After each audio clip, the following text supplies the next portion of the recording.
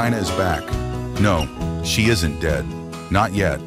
But the Stroessner fortune is still in play, and powerful forces are trying to get it back. The problem was Miguel Angel. His DNA and the codes were both needed to unlock the treasure and the arrowhead. When Jane and Miguel Angel are kidnapped, things kick into high gear. China comes out of hiding and a raid is planned for the Stroessner cabin in the jungle near the border with Brazil. From tunnels and caves underground to a bottomless well, things heat up in this final chapter of the adventures of Jane Bertoni and her family in Paraguay. Family Ties is the third in a series of 3 books, Family Secrets, Family Matters, and Family Ties, about the Bertoni family and their adventures in Paraguay. Prelude. No, she was not dead, China thought, but sometimes she wishes she was. When they find out that she was hiding in the house for the past month without revealing herself, her family will kill her. She was only half kidding. She knew the pain that she caused them. And now she was listening to their conversations in the hidden room in her bedroom upstairs on the top floor. Nobody bothered to come into this room anymore. They repaired the door, locked it, and left everything as it was after she disappeared. The equipment up in the attic was old. At least it was when they left the house in 1989. Apparently, Benegas upgraded it and was using it. But her state-of-the-art satellite equipment in her room was powered with solar panels discreetly located on the roof of the house, hidden from view, and they were still working perfectly. The house was full of hidden passageways and secret rooms. There were multiple ways of getting out of the house to buy food and go to the bathroom, and all the other necessities of life. She had to be careful, but that was nothing new. The only reason she used Jeremy's tunnel when they came for her was because it was the closest option. She was on the way to the bathroom when she heard the ruckus downstairs, and Jeremy's room was right there. It is an old tunnel that dated back to the colonial times, and is the only one she didn't know about until Jeremy showed her how to get into it. No wonder she couldn't find the treasure on her own. "China's not dead?" Jane asked in shock, seated on a chair down in the living room 2 floors below. China turned her attention back to the discussion. Not even this guy, Johnny, found her listening devices. They were state-of-the-art and undetectable except only using the most sophisticated equipment. Chapter 1.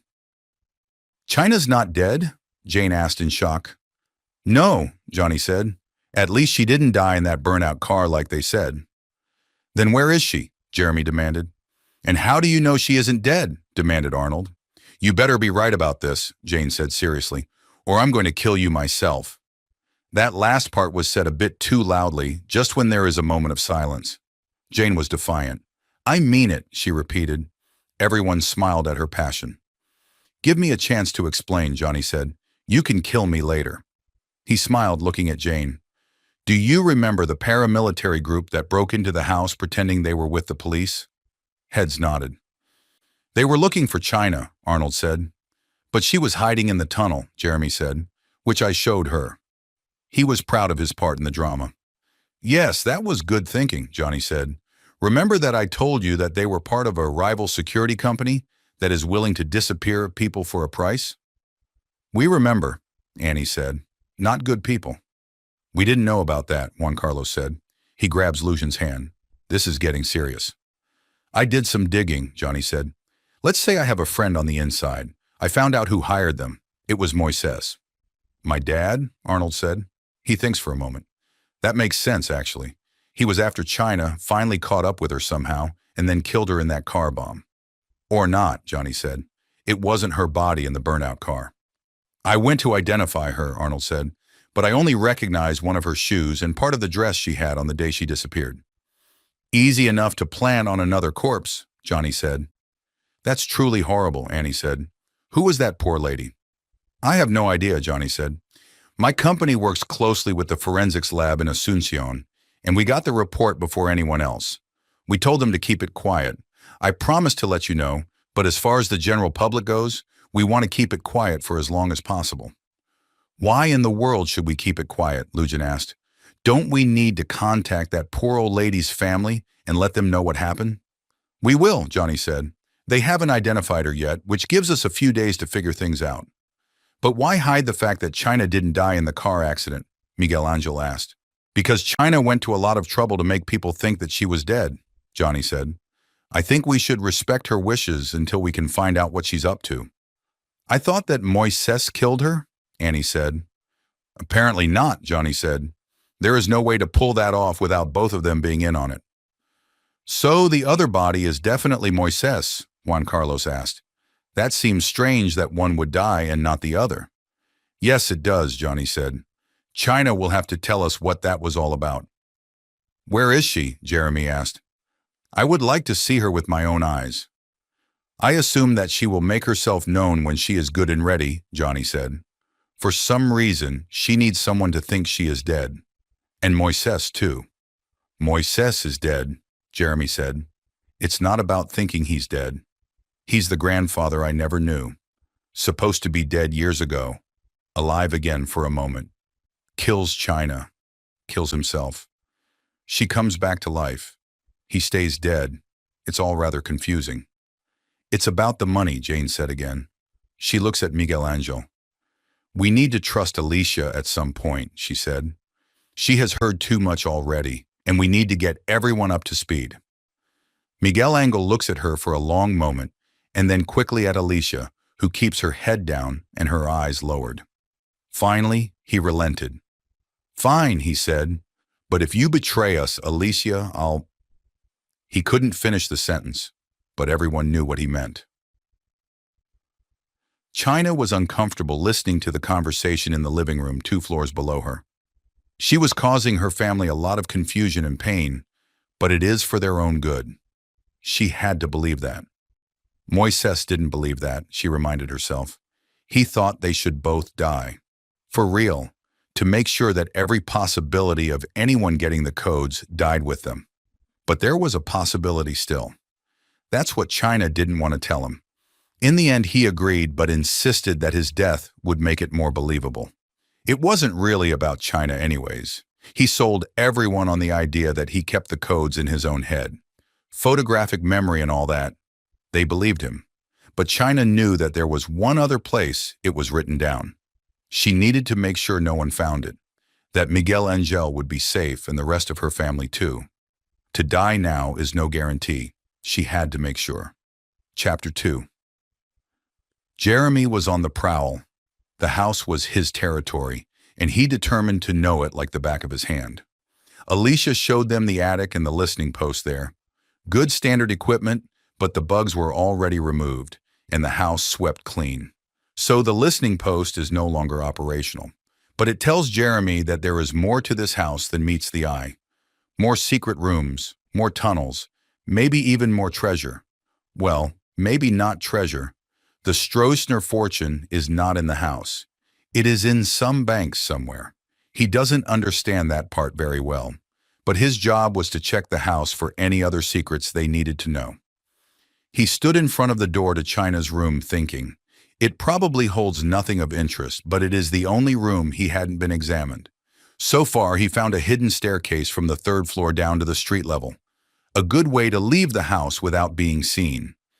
And he found a secret closet in the kitchen behind the pantry, but there was nothing in it, just empty shelves. Like a pantry behind the pantry. What did they keep in there? But now it is time to check out China's room. He had the key in his hand, which he got off the key rack in the kitchen. He inserts it and the door creaks open. He isn't sure why he was being so secretive. China wasn't there and the rest of the family was happy he kept himself busy with his explorations. But still, he opened the door slowly and crept into the room carefully. It was empty. The room was tidy as always. Grandma was meticulous about keeping everything in order. The bed was made, the curtains were drawn, the lights were off. But there was something wrong with the room. Jeremy couldn't place his finger on it exactly. He tried to think. What is it? Then he knew. It was too clean. There was no smell of disturbed dust in the air. No musty smell of a room closed for a long period of time. This room has been aired out, used, and lived in. Recently, he turned and ran down the stairs. "Mom, Mom!" he yelled as he barges into the kitchen. "Yes, what is it?" Annie said. "You don't have to yell. I'm right here." "Mom," Jeremy said, a bit out of breath, "did you clean China's room lately?" "What do you mean by lately?" "Since she's been gone," Jeremy said. "No, I haven't been up there. We fixed the door and then closed and locked it. Was the room cleaned up nice and tidy? Jeremy insisted. Well, I don't quite remember, Annie said. There were some clothes folded on the bed. They didn't need to be washed, so I just left them there. And her suitcase was in the middle of the floor. I think those paramilitary guys kicked it around or something. But you didn't touch it? Jeremy insisted again. I put it at the foot of her bed, Annie said, to get it out of the way of the workers who came to fix the door, and so I could sweep the floor for all the wood splinters. But that's about it. Jeremy was excited. Come with me, he said, please. He grabbed his mom's hand and pulled her out of the kitchen upstairs. In a few moments, they were in China's room. Is this how you remember it? Jeremy asked. Annie looked around curiously. Did you touch anything in the room, Jeremy? No, he said. I didn't even come into the room. I just stood in the doorway, but the room didn't smell dusty.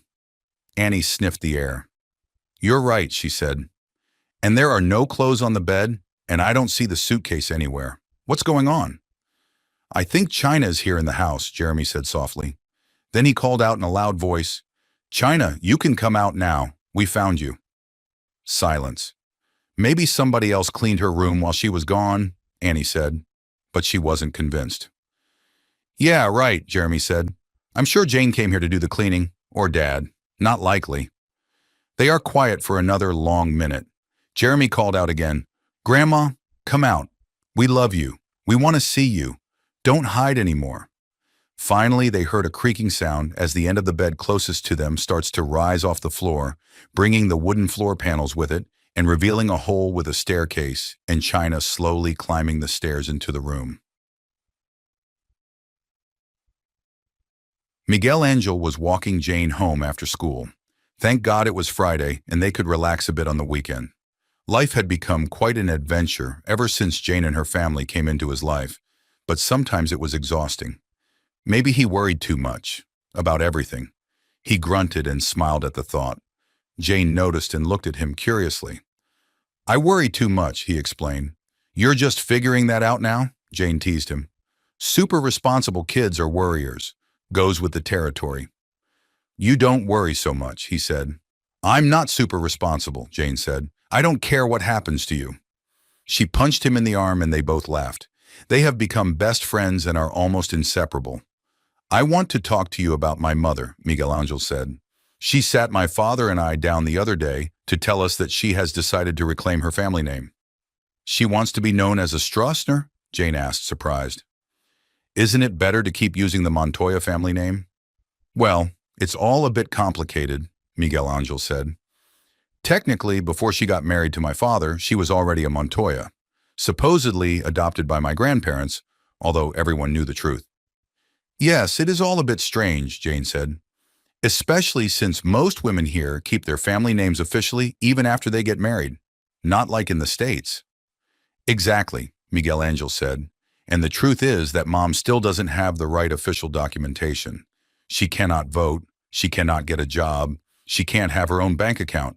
Up to now, she has been hiding in the shadow of the Montoya family name. So what changed? Jane said. Why now? Wasn't it still dangerous to be a Stroessner? Yes and no, Miguel Angel said. Johnny said that the government didn't care and that she wasn't a threat. Only China and Moises were concerned with keeping it all quiet, but the threat seems to be gone since I don't have the codes and Moises is dead. I guess he was your grandfather too. And I appreciate the sacrifice he made, Miguel Angel said. But it's over now, and my mom wants to get her name back, claim her inheritance, and try to get back to a normal life. A black van pulls up beside them with screeching tires, and four burly guys with black masks jump out and grab Miguel Angel and Jane.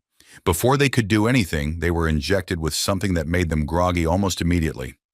Hoods are thrust over their heads, and they are bundled into the van in a matter of seconds. Then the van roars off without so much as a word being spoken. No one sees anything. Nothing is left behind. So far as anyone knows, Miguel Angel and Jane have disappeared from the face of the earth. Johnny takes Alicia's hand. They are walking towards the plaza at the center of Asuncion, far away from the school on Brasilia Avenue. We need to be careful, Alicia said. You could get into trouble dating a student. I'm 24 years old, Johnny said. You're almost 19, which makes you an adult in my books. Maybe so, but you're still a teacher, and I'm still a student. You don't want to go out with me? Johnny asked. No, I mean yes, of course. Alicia was flustered. She isn't sure how she feels. We'll be careful, Johnny said, and around school we will behave. Then he stopped to face her and looked her straight in the eye. But I like you, and I think you like me too. I want to be together. Me too, Alicia said. Johnny leans down and kisses her lips lightly. They didn't hear the camera clicking away, recording their life into a digital file for the wrong people to see. Chapter 3. Jane slowly came awake to the shaking of the van on the dirt road leading into the jungle. How does she know that? Yes, it feels like they are on a dirt road. It is uneven and bumpy, but the jungle? It is the smell, humid, warm, and wet, and there is the splashing of the tires as they hit potholes full of water. Late afternoon rain. Her mind was working, analyzing, and thinking. She should be scared, shouldn't she? But she wasn't. She was mad. The hood was still over her head. Her hands were bound, and there was a gag in her mouth so she couldn't speak. She heard low murmurs of sound from their captives. She had no way of knowing where Miguel Angel was, but she assumed he was lying next to her on the old mattress thrown on the floor of the van. Yes, she was mad. She was pretty certain who these goons were. They were the white supremacy group that Benegas was a part of before he left for Argentina. They are going to the house in Bella Vista North that belongs to Miguel Angel's family. Johnny already told them everything, but these guys don't know that. Who else can it be? Which means that they are dumber than a bag of bricks. Don't they realize that Moises is dead and Miguel doesn't have the code? She shakes with frustration. It was also useless, but it was still dangerous. They were after Miguel Angel, and she was just collateral damage. Maybe leverage. She was in more danger than he was. The van slowed down, made a couple more turns, and then stopped.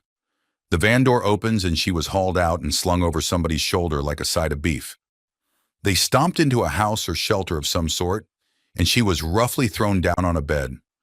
Her hood was removed, and she blinked a few times to get used to the dim, afternoon light.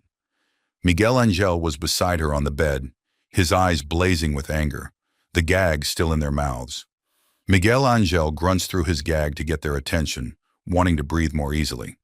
Finally, one of them took the gags out of their mouths, but kept them hanging around their necks in case they were needed again. "Don't talk," one of them said, pointing a finger at each one in turn. "Otherwise, they go back in." Apparently, they don't seem to mind that Miguel Angel and Jane could see their faces and possibly identify them. That wasn't good. It means... Jane tried to keep her mind off that line of thought. They had to escape, pure and simple. "Are you all right?" Miguel mouthed the words without saying them out loud. Jane nodded. Their captors had left the room and closed the door, but they were taking no chances with the gags being put back in. Miguel Angel looked around the room, searching for anything that could help them escape. There was nothing. "Benegas," Jane mouthed the word, and Miguel Angel realized everything that Jane had already surmised. That is the only good news they have. Johnny and the police will raid this place as soon as they discover that they had gone missing. It is only logical. Still, this group had escaped twice before, so maybe they had a right to feel so confident.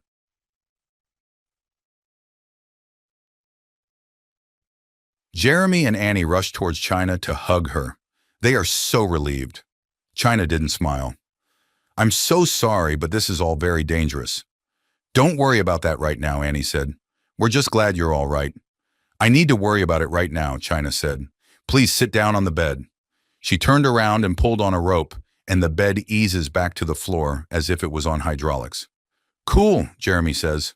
"Yes, way cool," China said and ruffles his hair. "Too smart for your own britches."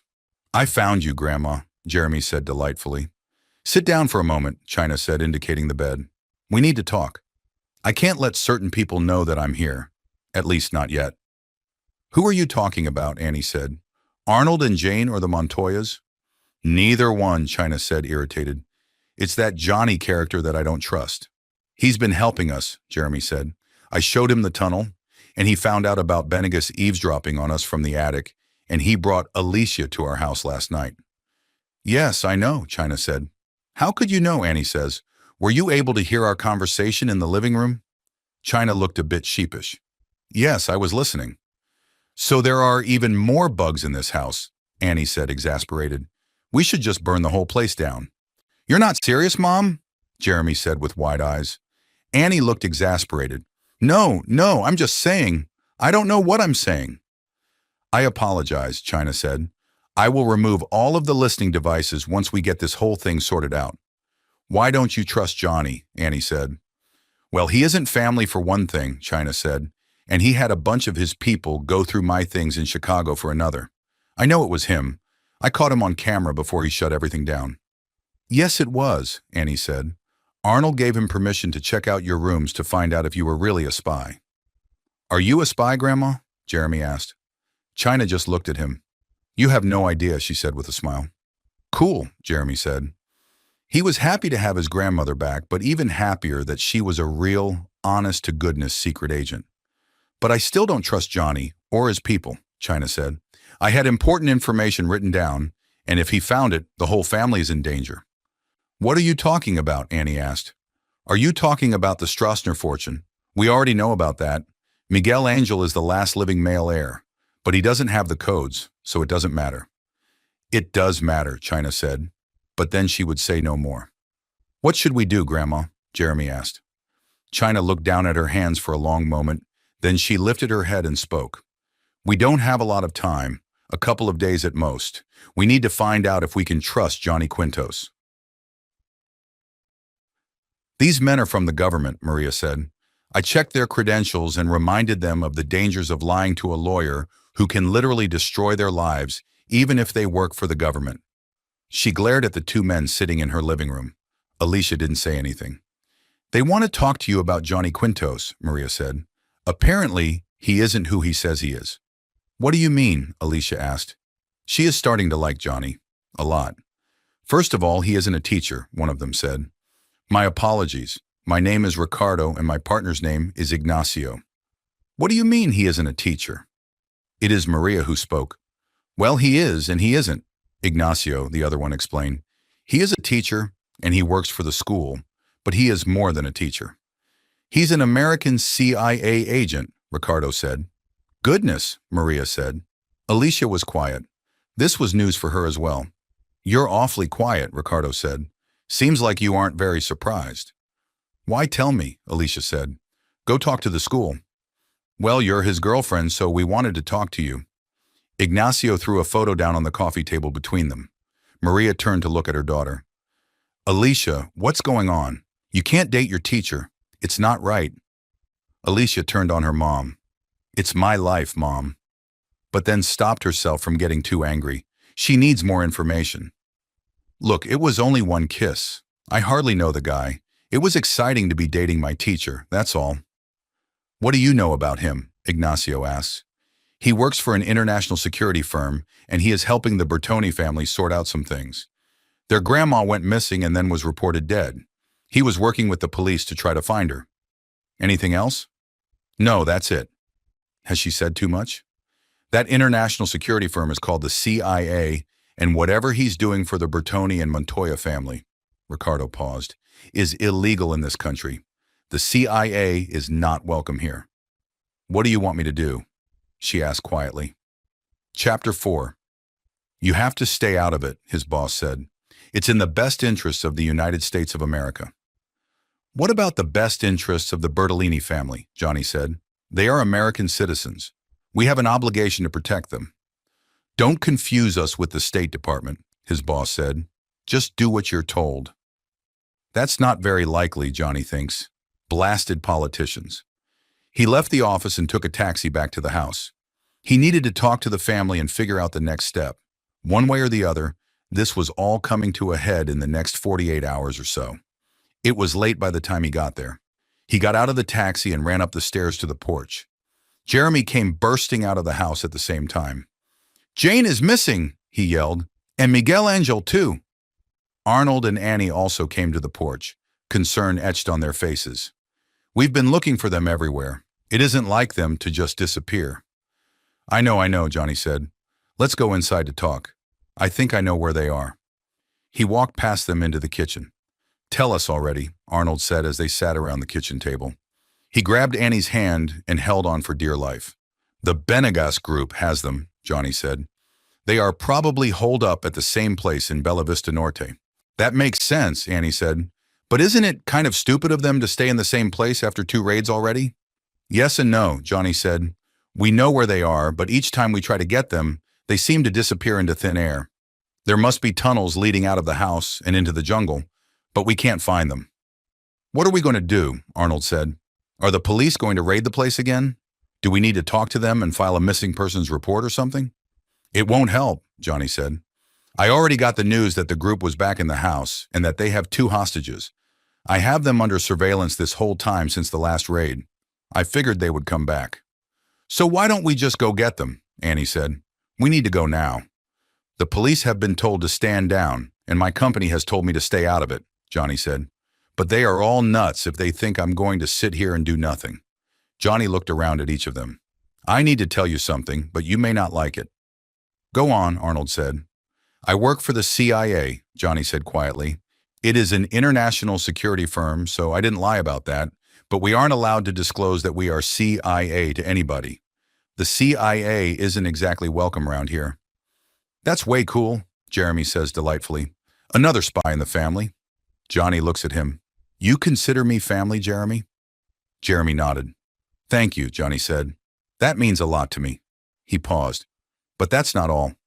When I got your permission to go through China's rooms in Chicago, I flew there myself and spent 2 days going through everything with a fine-toothed comb."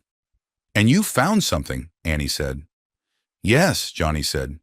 "I found a reference in her personal diary, dated for the day before she left to come to Paraguay. It said, 'The arrowhead is the key.'" "The arrowhead is the key," Arnold repeated slowly. "What does it mean? The key to what? Jane and Jeremy both have arrowheads." "And Miguel Angel has your arrowhead," Annie reminded him. "But it specifically uses the singular, not the plural," Johnny said. "So maybe one of those arrowheads is the key to something." "The codes," Jeremy said. They all look at him. "Obviously," he said, smiling. "What else could be important enough to put into a secret message like that?" "You could be right," Johnny said. "Maybe China wrote that down in case something happened to her. Coming back to Paraguay was a big risk." "Let me look at your arrowhead for a moment, Jeremy," Arnold said. Jeremy took it off his neck and handed it to his dad, who examined it in detail. "I don't see anything on it except your name," he said finally. "And mine was the same, if I remember correctly." "Could the arrowhead itself be like a key?" Johnny said. "Maybe there's a special place where it fits in and turns a lock." "That's an interesting idea," Arnold said, "but I have no idea where that lock could be." "I do," said China, as she walks into the room. They heard the helicopter overhead above the jungle, but they couldn't see anything. They were still locked in the bedroom, hands tied, whispering quietly to each other to keep up their spirits. Jane's heart jumped as she realized that this must be the rescue operation coming to save them. Johnny had found them already. Miguel Angel also looks hopeful. The door bursts open and they are hauled up and pushed out the door into the kitchen. The refrigerator is facing the wrong way, and a hole appeared behind it. They are both shoved in the direction of the hole, with one of their captors going first. "Move it," one of them said, "and keep your mouths shut." The tunnel sloped downwards. Then there were stairs. Finally, they felt crushed rock below their feet and the croaking of toads. They were in the cenotes, the caves that Arnold and Lujan had found, full of toads. Miguel Angel and Jane didn't have hoods over their heads. It wasn't practical down here. They can see the movement of toads hopping out of the way of these intruders, and heard their sound increase as they drew nearer and decreased as they moved further away. Finally, they came to a cave that looked lived in. There are cots and chairs and even 2 tables. Apparently, this is where they had been hiding when the police had come to raid them the last 2 times. Jane's heart sank. They will never find them here. Unless they find the exact entrance behind the refrigerator, they will never figure out their location. There are miles of interconnected tunnels down here, according to her dad, and they can easily get lost and never find their way back. So much for escaping from here. Miguel Angel was smiling. Why was he smiling? Does he have a plan? They couldn't talk. They couldn't plan. They didn't even have anything to drink. They were pushed onto another mattress in the corner of the cave with their hands still tied. It is dark where they are lying on the mattress since the light is mostly around the tables where their captors are talking. There seems to be a lot of activity, and they had people posted at the opening of the cavern to make sure no one was following them. Miguel Angel leaned over, close to her ear, and whispered, "Follow me." Chapter 5. Lujan went to Maria's apartment on the 4th floor and rang the bell. Maria didn't say a word when she opened the door, but indicates that Lujan should come in. She walks into the living room and greets the two men waiting for her. "Ricardo and Ignacio," Maria said, introducing them to Lujan. "They haven't given me their last names." "It's all right," Lujan said. "The only last name that matters here is mine." Silence. Ricardo cleared his throat. "Well, Mrs. Stroessner, you have something to tell us?" Lujan took out her phone and quickly took pictures of Ricardo and Ignacio. "Look here," Ignacio started to protest. But Lujan ignores them and puts the phone on the coffee table between them. "My name is Lujan Montoya, and I am married to Juan Carlos Montoya. My maiden name is Stroessner." She was dictating her statement and recording it at the same time. She knew that the phone would automatically give them a date and timestamp. Maria leaned over and spoke on the phone as well. "My name is Maria Benegas, and I am a lawyer in the 5th District of Asuncion, badge number 5623947. We are here with Mr. Ricardo." She pauses, waiting. "Lucero Molino," Ricardo finally says. "And Ignacio," Maria pauses again. This time the response is faster. "Ignacio Sanchez Salguero," he responds. "These gentlemen both claim to be working for the government, and in that capacity, Mrs. Montoya de Stroessner has freely consented to give her testimony about events surrounding her life in recent years." "And not so recent," Lujan added. Ricardo and Ignacio had nothing to say. This was the price of information, even though they are uncomfortable with the level of transparency. Lujan spends the next 2 hours telling the whole story from beginning to end. How her parents had been killed in the revolution by Colonel Oviedo, and how she had escaped to live with the Montoya family. She tells them the truth about Miguel Angel and who his biological father is. She tells them about the Simon Bertoni treasure and how she had found it with Arnold and had stolen it back from Maria. Maria confirms her story. Lujan had talked to Maria beforehand to set their strategy, and Maria had strongly suggested that she not tell them about the theft of the treasure, right from under the nose of the Foundation. But Lujan wants a clean slate. She wanted it all out on the table. Everything. Lujan explains about the Stroessner fortune and the fact that Miguel Angel is the last living male heir, and that only his DNA could open the bank accounts. But he doesn't have the codes. Without the codes, nothing can be done. She is insistent on this point. It was the whole reason she was giving this statement. She wants the powers that be to know that Miguel Angel cannot access the money. He is missing, and this is her way of fighting for him. For some reason, the police are waiting, perhaps hoping that Miguel Angel can be persuaded to lead them to the Stroessner fortune. Well, at least lead the neo-Nazis to the treasure and then take it from them. It isn't the police, really, but someone higher up, someone behind the scenes, trying to make a play for the money on behalf of the government. "There is no money," Lujan says, "or at least Miguel Angel cannot access it. His DNA is only part of the process. That was made clear to us a long time ago. We don't have the codes, and we have no idea where the codes are." Ricardo interrupts her with a question of his own. "And what about China Bertoni?" he asks. "Does she have the codes?" Lujan looks at Maria. She doesn't know what to say. She hasn't told them that China is still alive. She has only found out a couple of days ago herself. Moises Bertolini worked for the Secret Service, as you well know. He reportedly had the codes in his head, photographic memory. He was confirmed dead in a car accident a short while ago. Lujan paused. "But you know all that already." "We didn't ask you about Moises," Ricardo says, "but about Matilde Bertoni, whom they call China. No doubt she's involved somehow." "Why else would she fake her own death?" Ignacio added with a smirk on his face. Did you think we wouldn't find out? Lucian decides to come clean and tell them everything she knows. It isn't about the money. It isn't even about China. It is about saving Miguel Angel. I only found out last night myself, she admitted. I don't know why she faked her own death. We have not seen or spoken to her. We were told by someone we trust that she was alive. You mean Johnny, the CIA agent, Ricardo said. It isn't a question. That takes Lucian and Maria by surprise. We didn't know that he worked for the CIA, Lucian said. He said that he worked for an international security firm. I see, said Ricardo. Regardless, if China is alive, she knows something, and I would bet it's the codes. With Miguel Angel and the codes, he left the rest unsaid. Now it is Maria's turn to interrupt. Looks to me like you need to get Miguel Angel back from these neo-Nazi guys. If they accidentally hurt Miguel Angel, then it doesn't matter if you get the code. The DNA needs to come from a verified live host. You know that. Alive is the key word, Ignacio said. It doesn't specify what condition he's in.